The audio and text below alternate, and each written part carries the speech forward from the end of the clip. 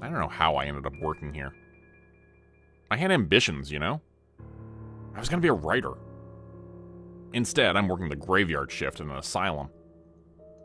But a lot of people have dreams in life that are left unfulfilled, I suppose. I should be happy they were hiring. Ever since the incident in the sub-basement, they've been having trouble keeping staff here, apparently. I guess minimum wage just isn't enough for some people. For me, either, really. My first paycheck was a bit of a shock. $600 for 2 weeks of that? That was what went through my head. I can barely afford rent. And it seems like every day I'm putting my life in harm's way for the sake of this hellish place. I guess I should explain. See, people don't believe me when I tell them how strange things have been getting at the old mental hospital. The place is over 150 years old, so I figured when I started that there had to be at least a couple of ghosts wandering around. But there's more than just a couple. And what's the deal with the mysterious purple ooze leaking out from around the edges of the door to room 319? And why is there a black cat constantly roaming the hallway just ahead of me on my night patrols? And when I look back, I see I'm being pursued by said black cat who is now back there and not in front of me. And why is the new doctor always coming in at 3 a.m.? And when I ask management about him, they tell me there is no new doctor.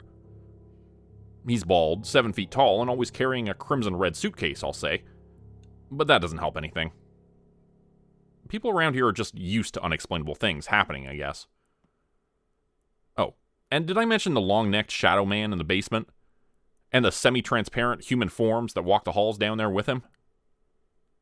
By the way, this isn't just one or two phantom apparitions we're talking about. It's like a nightclub down there. And by that I mean they're always dancing and blasting that awful big band music. It's the worst. I figured I would post a copy of my rambling patrol log so people could judge for themselves. Nobody else reads these damn things anyways. Who knows? Maybe I'm the one going crazy and I should be locked up here myself. You tell me. 2300 hours. Report received from Steve, evening shift guard. Of note, the twins were back again. 2 identical siblings with sharp teeth and beady red eyes. Not to mention no parental supervision. They made off with a code blue cart, as well as several IV start kits, and 3 more impervious chemotherapy isolation gowns. Still no clear pattern or motive for this string of thefts. 2315 hours. Foot patrol. Found the decapitated heads of 37 rats in the basement arranged carefully on the floor. Appeared to be spelling a message written in the dead vermin, but Ryder noticed this too late and had already cleaned most of them up. Unsure what message was saying. It's probably nothing, though. 2330 hours. Ryder called to investigate loud music being played in the auditorium. The space was found to be inhabited by several hundred semi-transparent forms who appeared to be engaged in a massive ghost orgy. Attempts to make contact to persuade said phantoms to lower the volume of their terrible music were greeted with hostility and threats of bodily possession, so Ryder chose to withdraw from the situation, citing personal safety. The patients will just have to deal with the noise. 2345. Century Manor front door found to be ajar once again. This is the 3rd time this week, despite the fact that there are padlocks and deadbolts keeping it shut. Ryder would like to believe it's just crackheads again, were it not for the little girl up in the window, smiling creepily with pale blue glowing eyes. Perhaps she got a key for the place somehow. Maintenance is going to have to change the locks again. 0015 hours. Relief for E3 guard break. Ramon, the other guard, is reporting that his security booth is causing him to feel increasingly claustrophobic. Ryder notices that the room appears noticeably smaller than previously. A steady grinding noise is also present and difficult to ignore, causing fillings in Ryder's teeth to fall out. 0045 hours. Ramon reluctantly returns from his break, saying the room had shrunk by several feet just this week, causing him to move everything to the now crowded center of the room. Work order filled out by Ryder and left in Dropbox outside basement level maintenance office as per protocol. 0145 hours. Report received of a man sitting in the middle of a baseball field near Century Manor.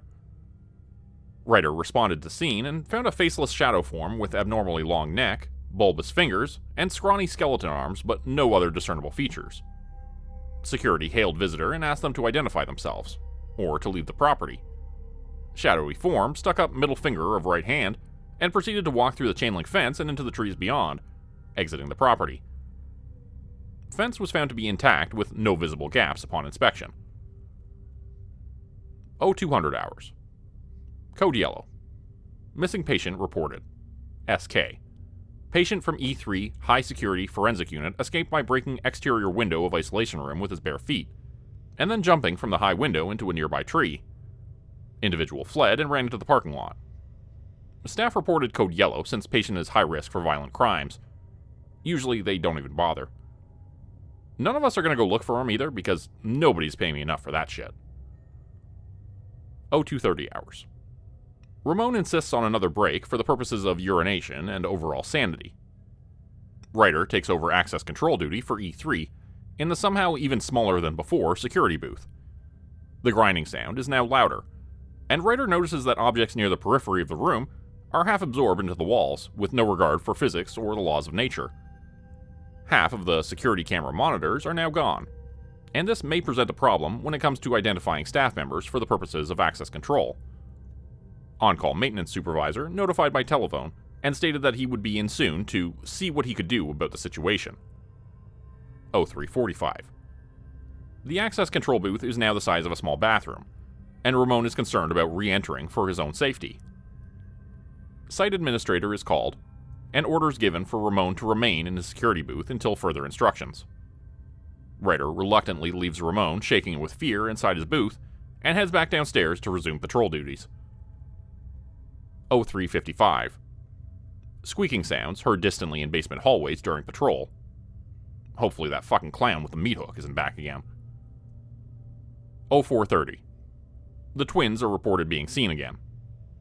They just made off with a dozen containers of bleach from the janitor's supply closet, which they loaded onto a stolen cleaning cart. Still no patterns or motives for this ongoing robbery spree. The youngsters always seem to disappear in the basement as if by magic. 0500. Found E3 escaped patient in the basement under the stairs, sucking his thumb and white as a ghost. He was saying something about the doctor, how the doctor with the red briefcase had taken his spirit. His hands were cold to the touch, and he had lost all defiance. Ryder led him up to the ward like a little lost child, holding his hand the whole way. Upon arrival to the unit, the doors opened automatically, and there was no longer an access control booth at the entry point. Staff on the unit state they have no recollection of there ever having been an access control booth for the unit, and say there was never any security guard named Ramon who worked here. Strange. Did I imagine Ramon? 0600. Strange rustling noises noted above the security office on the main floor again. Likely squirrels. Adding pest control to the list of contractors needed once the budget allows for it. At least it's not those raccoons. I've heard some places have a real problem with those. 0630. Maintenance on-call supervisor arrives on site and says he doesn't remember why he was supposed to be here at all. When asked about the existence of an access control booth for E3, he states he has no memory of that room, and the thought of it gives him a headache. Ryder is getting scared now. Ryder thinks Ramon might be dead. Or there is the possibility Ryder imagined Ramon and is having a mental breakdown. But the memories are so vivid. That could have been me up there. The way those walls were moving in, it was hypnotic. Like, you didn't notice how close they were until they had already moved in another foot. Like trying to watch the movement of an hour hand on a clock. Indiscernible, but irrevocable and with constant forward progress. 0645. Shift change is rapidly approaching. Thank goodness. It's been a long night. Hopefully nothing else happens before the day shift gets here. 0652. Code white. Violent patient. Called on F3. Ryder responds and locates source of commotion towards back of unit. Patient TL is making paranoid, accusatory statements about staff, saying that they are trying to lure him into the sub-basement to join a cannibal death cult that resides in a secret commune down there. Patient restrained with 5-point magnetic restraints and medications administered by RN. See incident report for further details. 0715. Shift change. Or at least it's supposed to be. The day shift guard's name is David, and he still hasn't shown up yet. 0830. Still no sign of David. Time for another patrol. At least no more relieving Ramon for his pee breaks. That grinding noise was interminable. 0925. Writer must be overtired. Continually seeing a little girl with glowing blue eyes in the basement peeking out from around corners and giggling. But then on investigation, nobody's there. 0940. That fucking black cat is back. It just yacked up a hairball and took a piss on the floor, which Writer slipped on and hurt hip. See Safety Occurrence Report. Just writing that made me feel old. 10:30. Day shift guard finally arrives, saying he slept in. Report given and received by David, White Knight Security. Writer is trembling with terror and pain, leaving for the day with a bruised hip, PTSD, and less than $100 to show for it after taxes and deductions. And that's including the overtime. If anyone from head office is reading this, maybe you'll finally agree that I deserve a fucking raise. The story you just heard was Security Logs from a Haunted Asylum, written by me, Jordan Grupe. If you'd like to read more about this haunted asylum, there's a couple other stories that I've written which follow this particular setting. So check out the link in the bottom right-hand corner of the screen if you want to check out more videos involving the haunted asylum.